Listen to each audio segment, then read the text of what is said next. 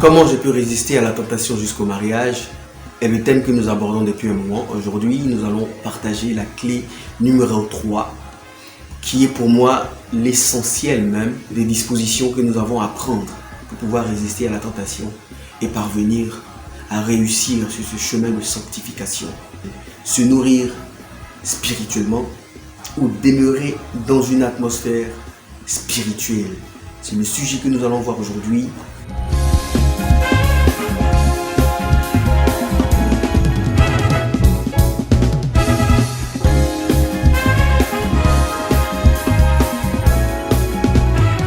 Shalom, nous nous retrouvons aujourd'hui pour partager la clé numéro 3. Se nourrir spirituellement ou demeurer dans une atmosphère spirituelle. Pour ceux qui ne sont pas encore abonnés, je vous inviterai à partager cette vidéo, à vous abonner sur notre page pour ne manquer aucune vidéo. En réalité, lorsque nous passons par des tentations sexuelles, par des difficultés à surmonter certaines épreuves, c'est le signe, c'est un déclic pour nous dire que nous avons une faiblesse spirituelle. Notre état spirituel manque de croissance, manque de force pour pouvoir réagir efficacement à la tentation. Lorsque nous parcourons les Écritures, Paul nous dit en Romains chapitre 7 que ce qu'il fait, c'est ce qu'il ne veut pas, et ce qu'il veut, il n'arrive pas à le faire. Et il traite ici du combat qu'il y a dans sa chair, entre sa chair et son esprit. Pour dire que nous sommes confrontés à ce type de situation où nous ne sommes pas victorieux parce que la chair prend le dessus sur notre esprit. Pourquoi? Parce que notre esprit n'est pas nourri. Sachant que tout ce que nous faisons dans nos choix, tout ce que nous avons comme conversation, tout ce que nous écoutons, fortifie soit notre chair, soit notre esprit. Et de la même façon que nous nourrissons notre corps pour l'entretenir, de la même manière, nous devons pratiquer le sport spirituel. Nous devons manger équilibré spirituellement. Nous devons faire des exercices spirituels pour nous affermir, pour nous rendre forts, pour rendre notre esprit fort. Jésus, en Matthieu 4, verset 4, dit: l'homme ne se nourrira pas seulement de pain, mais de toute parole qui sort de la bouche de Dieu. Et à partir de là, nous comprenons que Jésus sort d'un moment spirituel où son esprit a beaucoup été édifié. Il s'est beaucoup nourri, il s'est beaucoup musclé et son esprit a beaucoup de force. Et le diable qui vient pour l'approcher, vient pour tenter un être faible. Mais qui est faible dans la personne de Jésus?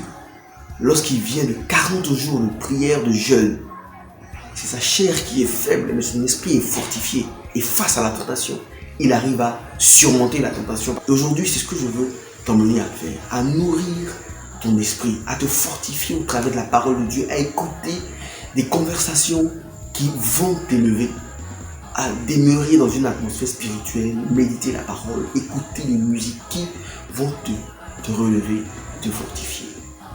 Je ne dis pas que c'est juste venir lire la parole et te dire que tu es prêt. Non, c'est continuel. C'est une habitude que tu dois te donner afin de forger en toi l'esprit qui peut réagir facilement face à la tentation. C'est comme un réflexe. Quand vient un danger, comment tu réagis? Tu ne prends même pas la peine de calculer. Tu réagis automatiquement. Et lorsque vient la tentation, l'être qui est le plus fort réagit automatiquement. Et si c'est ta chair qui est assez fortifiée, parce que c'est elle qui est assez nourrie, automatiquement tu vas réagir de façon charnelle. Et tu pourras réagir de façon spirituelle comme Jésus, parce que ton esprit est renforcé, ragaillardi, grandi. Et c'est ce que je veux t'emmener à faire, à te nourrir spirituellement de la parole de Dieu, à te fortifier, à te remplir, à remplir l'atmosphère spirituelle dans laquelle tu demeures de la parole de Dieu. Et qu'est-ce que tu médites? Qu'est-ce que tu médites? Lorsque nous lisons Job, chapitre 3, verset 25, Job nous dit: ce que je crains, c'est ce qui m'arrive. Qu'est-ce que tu médites?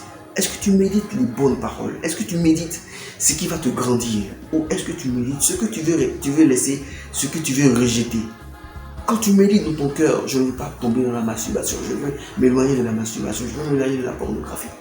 Finalement, tu axes ton esprit plutôt sur le mal que plutôt sur la sainteté. Dis plutôt dans ton cœur: je veux ressembler à Christ. Je veux demeurer dans l'atmosphère spirituelle dans laquelle demeurait Christ. Je veux résister comme Christ. Objectif principal, c'est de regarder à Christ.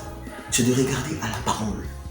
Et un passage intéressant de 2 Corinthiens chapitre 3 verset 18 nous dit: nous tous qui le visage découvert contemplons comme dans un miroir la gloire de Dieu, nous sommes transformés en la même image, de gloire en gloire. Qu'est-ce que nous méditons?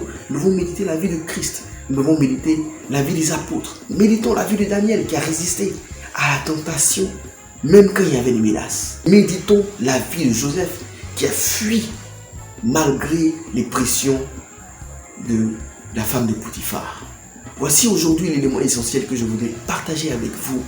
Tant que nous demeurons dans une atmosphère spirituelle grande qui nous nourrit, qui nourrit notre esprit, nous sommes déjà aptes à vaincre toutes les tentations. N'oubliez pas de partager cette vidéo pour édifier une personne. Que Dieu bénisse chacun de nous, que Dieu vous bénisse, que Dieu bénisse vos décisions sur ce chemin de sainteté. Amen.